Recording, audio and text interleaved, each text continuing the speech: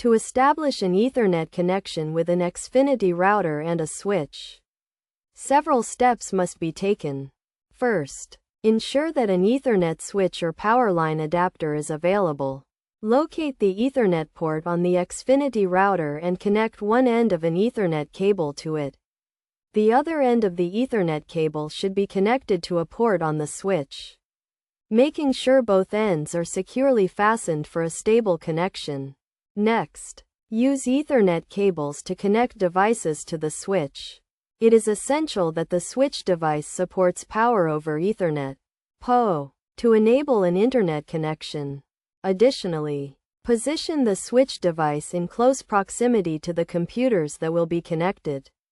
By following these steps, it is possible to successfully set up an Ethernet connection with an Xfinity router and a switch, allowing for a secure and stable internet connection.